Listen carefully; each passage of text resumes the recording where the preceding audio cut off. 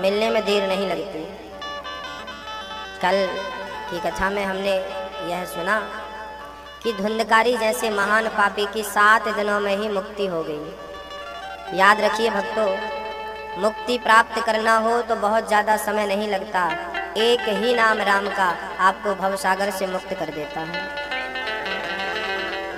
जैसे एक ही नाव, एक ही नौका, एक ही नैया आपको सागर से पार लगा देती है, ऐसे एक ही राम का नाम आपको भवसागर से पार कर देता है।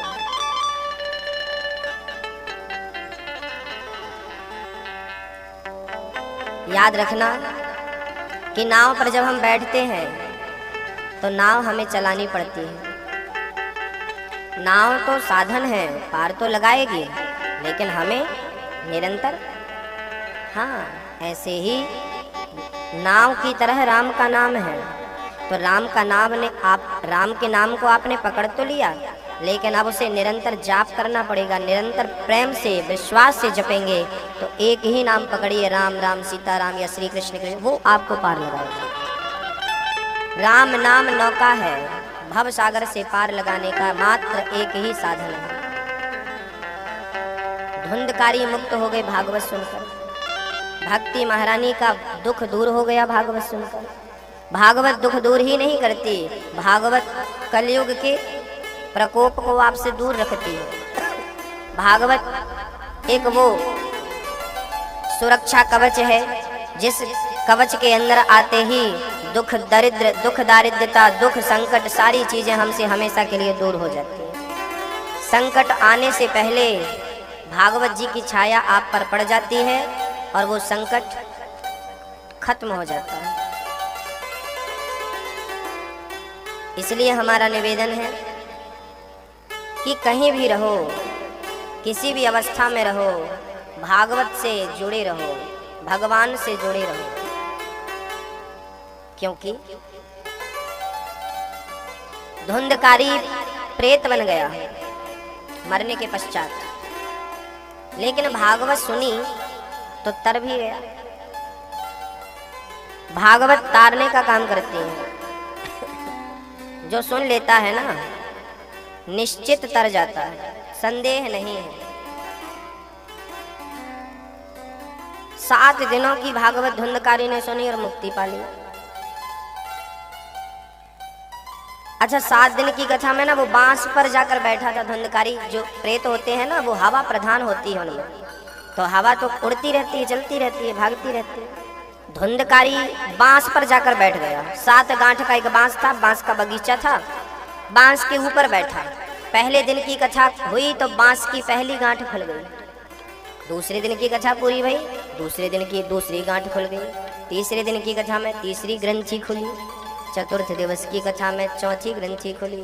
पंचम दिवस की कथा में 5वीं ग्रंथि खुली। षष्ठम दिवस की कथा में षष्ठी, और सप्तम दिवस तो गजब हो गया, 7 गांठ खुल गई। एक दिव्य पुरुष निकला, विमान में बैठ के परम धाम को जाने लगा। गोकर्ण जी बोले, भाई रुको, आप कौन हो, अपना परिचय तो दो इन श्रोताओं को। कौन हो, कहाँ से आए हो, ये बांस बांस का क्या चक्कर है, हमें समझाओ। तब धुंधकारी ने कहा, अहम भ्राता त्वदीयोऽस्मि धुंधकारेति नामतः। मैं आपका भाई धुंधकारी हूँ। अच्छा, तो ये बांस में क्या कर रहे थे तुम? मैं मरने के पश्चात प्रेत बन गया, और जब आपने भागवत सुनाई तो मैं इस बांस की गांठ में बैठ करके सुना। 7 दिन की कथा भई, 7 गांठ खुल गई। याद रखना, गांठ क्या है? गांठ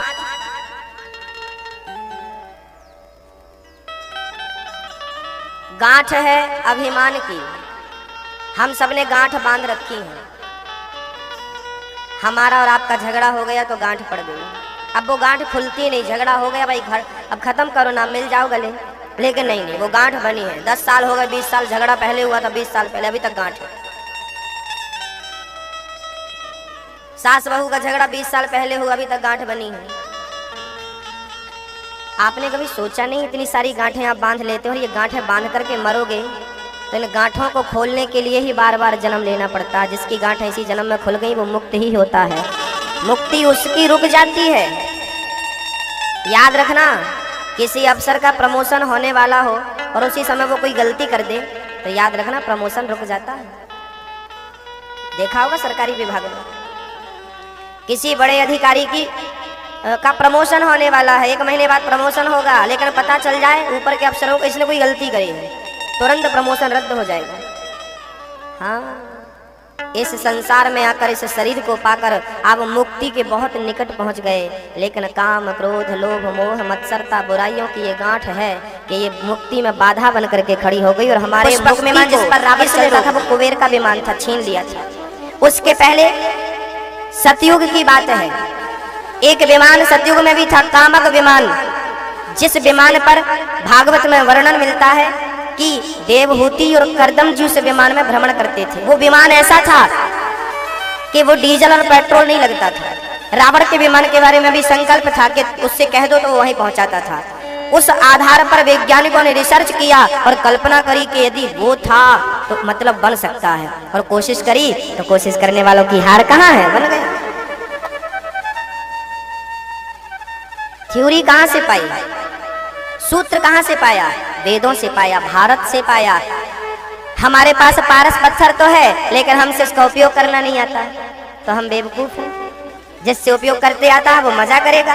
हाँ, हमारे पास वेद तो है, आज भी है, लेकिन वेदों का उपयोग करना हमारे देश के लोगों ने नहीं सीखा, इसलिए हम नहीं कर पाए और जर्मनी कर लिया। जर्मनी की जहां बहुत बड़े बड़े वैज्ञानिक रिसर्च करते हैं, अनुसंधान करते हैं, वहां वेद आज भी सुरक्षित उन्होंने रखे हैं और उसका अध्ययन करते आ रहे हैं, करते जा रहे हैं। अमेरिका की सबसे बड़ी यूनिवर्सिटी जहां पर गीता का अध्ययन वहां कराया जाता है, लेकिन भारत के किसी भी विद्यालय में गीता नहीं पढ़ाई जाती है, दुर्भाग्य है। इसलिए हमें खिलौने भी खरीदने हो तो हम विदेश से खरीदते हैं। आज आपके मार्केट में जितने भी खिलौने हैं, जितनी भी चीजें हैं, 100 में से 90% विदेशी हैं। Made in India, made in Bharat बहुत कम है। भारत से निर्मित बहुत कम चीजें हैं। हमने केवल खाना सीखा है, हमने केवल खरीदना सीखा है, बनाना नहीं सीखा है ना। आज भारत का ये दुर्भाग्य है कि भारत रुई हमारे देश में होती है, कॉटन हमारे भारत का किसान रुई पैदा करता है, कॉटन पैदा करता है। इसमें से अधिकांश रुई विदेश चली जाती है और विदेश में जाकर बढ़िया कपड़ा बनते हैं और फिर वो कपड़े भारत के लोग खरीदते हैं और कहते हैं हम विदेशी कपड़ा पहन। पागल, विदेशी नहीं है, सब भारत का ही है, मटेरियल पूरा भारत का है। पर तरक्की क्यों नहीं कर पाए हम? क्योंकि आप लोगों ने वेद नहीं पढ़े, आप लोगों ने वेदों का बहिष्कार करना शुरू कर दिया। जो वेदों का बहिष्कार करेगा वो क्या तरक्की कर पाएगा? जो वेदों का सम्मान करेगा वही तो तरक्की कर पाएगा। आज भारत इस शिखर पर जाकर खड़ा हुआ है, इसका कारण मात्र यही है कि भारत के लोगों ने वेदों का अपमान किया है। सम्मान नहीं किया, अपमान क्या है? बोले आपके घर में गीता धरी है, आपके घर में गीता रखी है, रामायण रखी है, क्या आपने कभी उसे पढ़ा? घर में रखी तो है लेकिन कभी खोल कर नहीं देखा, यही तो उसका अपमान है। आपके घर में मैं जाऊं और आप मुझे पानी को भी ना पूछो, रोटी को भी ना पूछो, तो क्या ये मेरा अपमान नहीं है? आप मेरे घर आए और मैं आपको बैठने को भी ना पूछूं, तो क्या ये आपका अपमान नहीं है? आपने गीता घर में रखी है पर कभी खोल कर नहीं देखते, ये क्या गीता का अपमान नहीं है? रोज खोलिए, रोज पढ़िए, रोज समझिए। शास्त्र रखने के लिए नहीं होते, पढ़ने समझने के लिए होते। सम्मान करिए उनका। जो सम्मान करता है वो सुखद जिंदगी जीता। रामचरितमानस रोज पढ़िए, 1 घंटा समय दीजिए स्वाध्याय को, चाहे बुढ़े हो गए हैं या बच्चे हैं, पढ़िए रोज। आपको अकल आएगी, आपको बुद्धि आएगी, आपको विवेक आएगा। सीखेंगे आप, जब आप सीखेंगे बच्चों को सिखा पाएंगे। आप ही नहीं सीखेंगे बच्चों को क्या ज्ञान देंगे? आप बुजुर्ग हो रहे हैं, बूढ़े हो गए हैं, कभी आपका पुत्र, आपका नाती आपसे पूछ ले कि दादाजी हमें भगवान की कथा सुनाओ, क्या कथा सुनाएंगे आप? आपको कुछ ज्ञान ही नहीं है। राम को आप जानते ही नहीं, जानिए, राम को जानिए, कृष्ण को जानिए, धर्म को जानिए, संस्कृति को जानिए, भारत को जानिए। भारत क्या था, क्या है, जानिए भारत को। भारत वेदों से है, जानिए इनको, कोशिश करिए, गीता को समझिए।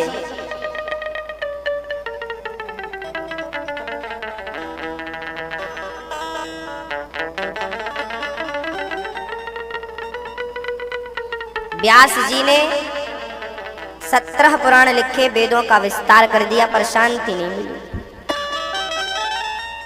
एक दिन नारद जी आ गए, नारायण नारायण नारायण नारायण नारायण। व्यास जी, अरे महाराज स्वागत है, बैठिए। कैसे आगमन हुआ? नारद जी बोले, मैं यहाँ से गुजरा। व्यास जी आप दिखाई पड़ गए। व्यास जी कहाँ रहते थे? व्यास जी माणा गांव, भारत का सबसे अंतिम गांव है आज वो, बद्रीनाथ से आगे एक माणा गांव है, वहां पर व्यास गुफा है आज भी। आप कभी गए कि नहीं? सरस्वती नदी के तट पर वहां व्यास गुफा है, जिस गुफा में बैठकर व्यास जी ने ये वेद पुराण लिखे थे। आप उस गुफा का दर्शन कर सकते हैं, कभी फुर्सत मिले तो जाओ। जिस गुफा पर वो बैठे थे ना, आज भी उस गुफा पर आप जाकर देखना, उस पत्थर पर दृष्टि डालना, तो वो पत्थर की ऐसी पूरी दुनिया में अकेला एक लौटा वो पत्थर है जिसकी बनावट पुस्तकों जैसे है। वो पत्थर ऐसा लगता है कि एक पन्ने के ऊपर एक पन्ने के ऊपर एक पन्ने के ऊपर ऐसे पन्ने रखे। मेरी बात पर यकीन नहीं है तो मैं गया था तो फोटो लाया था, आपको फोटो दिखा सकता हूँ।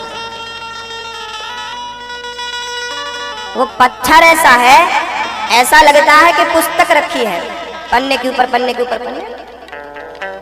आप पन्ने पन्ने रख दीजिए ढेर सारे, तो वैसे ही दिखेगा आपको, दूर से ऐसा दिखेगा, अरे ये पन्ने रखे हैं। तो व्यास जी ने जिस गुफा में बैठकर रचना की है, वहां का पत्थर भी वो आकार ले लिया था जिस आकार को वो श्री व्यास जी देना चाहते थे।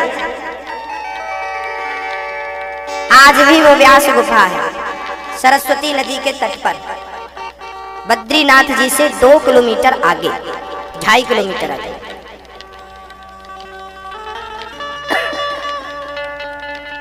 नारद जी पहुंच गए। व्यास जी क्या कर रहे हो? मैं बड़ा परेशान हूँ, संसार के लोगों का दुख दूर कैसे करूं, समझ में नहीं आता। नारद जी बोले, आप जब तक भागवत की रचना नहीं करेंगे तब तक आप प्राणियों के दुख का हरण नहीं कर पाएंगे। भागवत की रचना करिए। लो भैया, नारद जी ने भागवत की रचना का आदेश दे दिया। व्यास जी बोले, मैं किस आधार पर लिखूं? तब नारद जी ने 4 श्लोक याद करा दिए। अहमेवास्मेवाग्रे नान्यद यद सद सद परम पश्चादहं यदेतच्च योगशिष्येत सोऽस्म्यहम् ऋतेर्थं यत् प्रतीयेत नाप्रतीयेत चात्मनि तद्विद्यादात्मनो मायां यथा भासो यथा तमः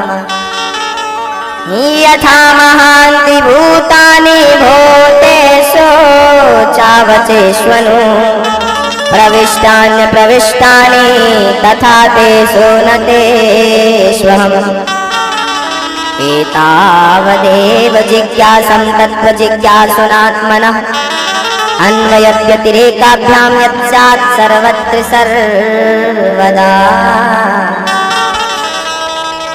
नारद जी ने ये 4 सूत्र दे दिए। इन 4 श्लोकों का व्यास जी ने इतना विस्तार। गणित आपने देखी हो, गणित एक ऐसा सब्जेक्ट है कि सूत्र होता है इतना सा और उसका समाधान, उसका हल, उसका उत्तर होता है 2-2 पन्ने का, है ना। इतने से सूत्र से इतना बड़ा सवाल हल हो जाता है। भागवत तो 4 श्लोकों की है। व्यास जी ने विस्तार इसलिए किया ताकि 4 श्लोकों का विस्तार करूंगा तो आम व्यक्ति भी इस भागवत को समझ पाएगा, नहीं तो सूत्र तो केवल समझदार ही समझ पाएंगे। तो 4 श्लोकों के 18,000 कर दिए। व्यास जी ने विस्तार कर दिया भागवत जी, 18,000। व्यास जी का नाम क्या था? व्यास जी का नाम है द्वैपायन। व्यास जी का नाम व्यास तब पड़ा जब इन्होंने वेदों का विस्तार किया, तो वेद विस्तार दिया तो नाम पड़ गया वेद व्यास, मतलब वेदों का विस्तार। में से कितने लोग मनुष्य हैं, कृपया हाथ उठा के हमें बता दो।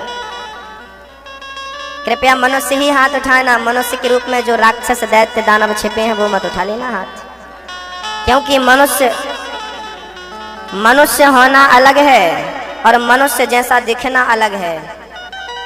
कपड़े की दुकान में जाओ तो कपड़े की दुकान में कुछ पुतले खड़े होते हैं, वो भी हमारी और आपकी जैसे दिखते हैं। हमारे जैसे दिखते तो हैं पर हमारे जैसे होते नहीं हैं। तो दिखना और होना दोनों में अंतर है दादाजी, दिखना और होना। तो मनुष्य जैसे आप दिख तो रहे हो, क्या मनुष्य हो? क्योंकि अब आप ही देखो, मेरे पास तो ज्यादा बुद्धि है नहीं, आप ही बताना, मैं आपको बता देता हूँ। क्या है, एक बेटा था, वो अपनी माँ की आरती उतारता था, पाँव दबाता था, पाँव धोकर पीता था, माँ के चरणों की सेवा, खूब आरती उतार, खूब सेवा, माँ को खुश रखता। एक वो था जो माँ की आरती उतारता था और दूसरा वो था जो माँ को डंडे से मारता था, माँ को अपमानित करता था, माँ को हाथ पकड़ के नीचे घर के बाहर निकाल देता था। अब बताइए, इनमें से दोनों ही तो मनुष्य जैसे हैं, पर रियल में मनुष्य कौन है? माँ का सम्मान करने वाला मनुष्य है कि माँ का अपमान करने वाला? भाई मनुष्य जैसे तो दोनों हैं, उसके भी लाल खून है, इसके भी लाल ब्लड है, उसके भी 2 हाथ पैर है, इसके भी 2 हाथ, इसके भी आंखें, सब कुछ सेम है भैया। अब आप बताओ, मेरे पास तो बुद्धि नहीं है समझने की, आप बताओ इनमें से कौन मनुष्य है और कौन मनुष्य के रूप में शैतान है? बताओ। तो मनुष्य जैसा दिखना अलग है, ये माँ का अपमान करने वाला, माँ को गालियां देने वाला, ये भी मनुष्य जैसे दिख रहा है। यहाँ होता तो वो भी हाथ जरूर उठाता आप लोगों की तरह कि मैं भी मनुष्य हूँ, लेकिन कह देने से कोई मनुष्य नहीं होता। 2 हाथ पांव वाले को हम मनुष्य नहीं कह सकते। मनुष्य वही है जिसके अंदर मनुष्यता हो, वही मनुष्य, जिसके अंदर दया हो, जिसके अंदर करुणा हो, जिसके अंदर शिष्टाचार हो, जिसके अंदर प्रेम हो, जिसके हृदय में ईश्वर के प्रति भक्ति हो, जिसके हृदय में बड़ों के लिए सम्मान हो, आदर हो, बस वही मनुष्य है। रावण किसके हाथ से मरने का वरदान मांगता है? रावण ने तपस्या करी, ब्रह्मदेव प्रसन्न हो, ब्रह्मदेव प्रसन्न हो, ब्रह्मा जी प्रसन्न हो गए। क्या चाहता है रावण? रावण बोला, हम काहू के मर ही न मारे, हमें अमरता का वरदान दो। ब्रह्मा जी बोले, अमर तो हम खुद ही नहीं है, तुमको कैसे कर दें? अमर नहीं कर सकते। तो रावण ने अपनी चतुराई से कहा कि बानर मनुज जाति दुई वारे, बंदर और मनुष्य, इन दोनों के हाथों हम मरे, इनके सिवा किसी के हाथों ना मरे। किसी ने पूछ लिया रावण से, क्यों?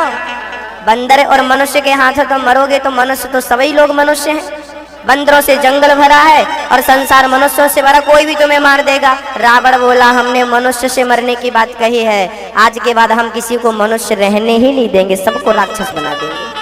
तो आजकल अंडा, मुर्गी, मछली, शराब पीने वाले ये सब कौन है? ये मनुष्य है। रावण ने बोला था मैं मनुष्य के हाथों मरूंगा, और मनुष्य कौन है? राम जी ने मनुष्य बनकर के बता दिया कि मनुष्य का चोला पा लेना मनुष्यता नहीं है, मेरे जैसे मर्यादा जिसके अंदर होगी वही मनुष्य है। और ऐसे मनुष्य से रावण मरता है, अरे गहरे नथु खैरे मनुष्य से रावण नहीं मरता। रावण ने वरदान ही मांगा था कि मैं मनुष्य से मरूं, तो कोई भी मार देता। लेकिन मनुष्य कौन है? जिसकी एक ही पत्नी है। सूपड़खाई तो थी राम जी के पास, जिसकी एक ही पत्नी है और जो अपने माँ बाप के कहने से तुरंत जंगल की ओर चला जाए, एक बार ये भी ना पूछे कि मुझे जंगल में क्यों भेजा आपने, मैंने कौन सा गुनाह किया था। जो माता पिता की आज्ञा का ऐसा पालन करे, जो जंगल में जाकर के भी द्रोह ना करे, जो जंगल में जाकर के भी ये ना सोचे कि मेरे पिता ने मुझे वनवास भेज दिया। जब राम से मिलने कैकई गई तो राम अपनी कौशल्या माँ से बाद में मिलते हैं और अपनी कैकई माँ को पहले गले लगाते हैं। जिसने जंगल भेजा, जिसके हृदय में इतना सा भी बदले का भाव ना हो, वो मनुष्य है। जिसकी मर्यादा एक पत्नी व्रता की हो, जिसकी मर्यादा माँ बाप की आज्ञा का पालन हो, वो है मनुष्य। अब आप बताओ कि आप में से कौन कौन मनुष्य है ना? मनुष्य जैसे दिखने वाले तो नहीं हैं हम लोग। राम ने अपने जीवन में कभी झूठ नहीं बोला। मनुष्य का लक्षण है झूठ ना बोले, सत्यम ब्रूयात प्रियम ब्रूयात। राम ने कभी झूठ नहीं बोला। आप में से कितने लोग हैं जो दिन में 2-2 10-10 बार झूठ बोलते हैं, बात बात पर झूठ बोलते हैं, खुद को ही नहीं पता कि सच है कि झूठ, फिर भी बोले जा रहे हैं। अब ऐसों को क्या आप मनुष्य कहेंगे? आप लोग कह सकते हो मनुष्य, आप लोगों की नजर में आप मनुष्य होंगे, पर ईश्वर कभी नीचे देखता होगा ना, भगवान कभी ऊपर से संसार को देखता होगा, तो उसको तो 1-2 लोग ही दिखाई पड़ते होंगे, सब बाकी सब मनुष्य के रूप में राक्षस हैवान लोग दिखाई पड़ते हैं। आज आपने देखा होगा कितनी बहन बेटियों की इज्जत लुट जाती है, बलात्कार होते हैं, रेप होता है, तो रेप करने वाला भी तो इंसान ही है आप लोगों की नजर में, वो भी 2 हाथ पांव वाला ही है, तो क्या वो इंसान है? दिल में हाथ रख के बताओ, क्या बहन बेटियों के साथ, और की क्या कहूँ, 5-5 3-3 साल की बेटियों की आबरू लूट ली जाती है। अखबार में आपने पढ़ा होगा, कभी कभी तो यकीन नहीं होता कैसे हैवान लोग इस संसार में हैं। अब बताइए, ये भी तो मनुष्य हैं और आप भी मनुष्य हैं, तो उनमें और आप में कोई अंतर है? हाँ, बहुत अंतर है, अंतर है। जिसके अंदर मनुष्य के थोड़ी भी लक्षण आ गए वो फिर भी सफल है, लेकिन जो मनुष्य के चोले में हैवानियत करता है वो तो भक्तों, इस संसार में ईश्वर ने ये मनुष्य का चोला जिसलिए दिया है पूर्ण रूप से उसका दुरुपयोग करता है, और परमात्मा इसको सजा अपने हिसाब से देते हैं। इस संसार में कोई भी पाप कर लो, आप पाप करके भगवान से रिश्ता नहीं जोड़ा, जबकि अर्जुन ने भगवान को अपना भगवान मान करके भक्त और भगवान का रिश्ता स्थापित कर दिया, है ना?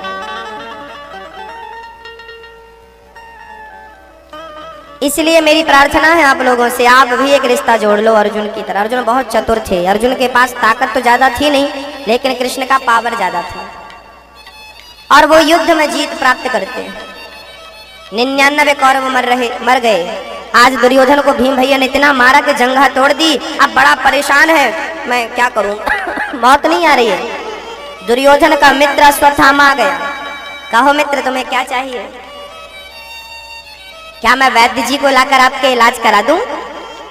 दुर्योधन बोला मेरा इलाज मत कराओ, मुझे मरने दो, लेकिन मेरी मरते मरते की इच्छा है, एक अभिलाषा है, पूरी करोगे? अश्वत्थामा बोले जरूर, आप निवेदन बताइए क्या चाहते हैं? और दुर्योधन बोला मैं पांडवों को मरा हुआ देखना चाहता हूँ। हम 100 थे, 100 में से 100 के 100 मर गए, हम भी मरने वाले हैं, और वो 5 में एक भी नहीं मरा, कम से कम एक मर जाता तो तसल्ली हो जाती। जो मरते मरते दूसरों का बुरा सोचता है यही संसार का सबसे दुष्ट प्राणी है। इसलिए कोशिश करो किसी का बुरा ना करो। बुरा जो देखन मैं चला, बुरा ना मिलिया कोई, जो दिल खोजा आपना मुझसे बुरा ना। इस संसार में सबसे बुरा कौन है? आपको तो सास की बुराई बस दिखती है। सास गुरु जी हमारी बहुत बुरी है, और सुनो जेठानी भी है, और वो ननद का तो नाम भी नहीं लेना चाहती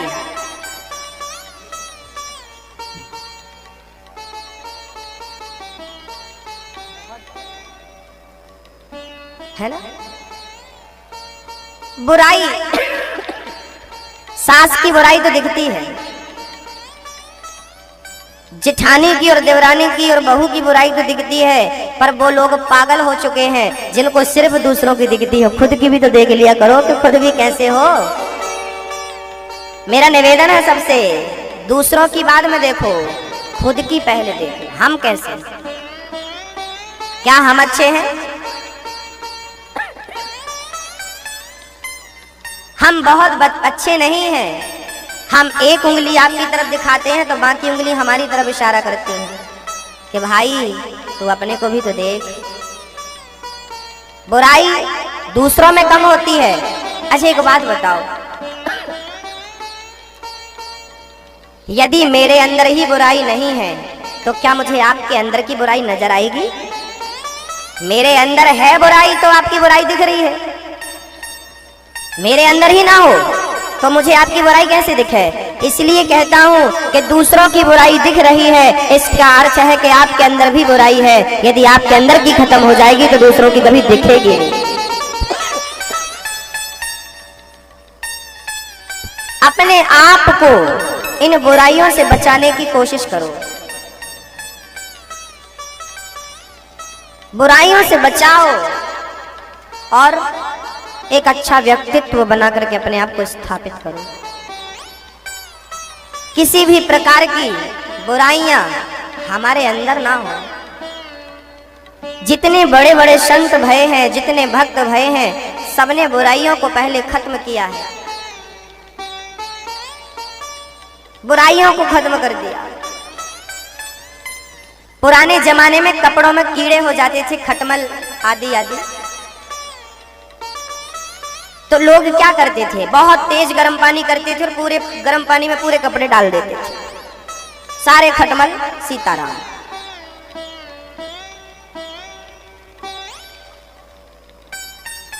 आपके और हमारे अंदर भी यदि बुराइयों के खटमल हो गए हैं तो भक्ति के जल में अपने आप को डुबा दो, ताकि सारे खटमल मर जाएं, सारी बुराइयां खत्म हो जाएं। और जब बुराई खत्म होगी तो अपने आप पवित्र हो जाएंगे। आप अच्छे थे, जब पैदा भए थे तब बहुत अच्छे थे, आपके जीवन में कोई दाग नहीं था।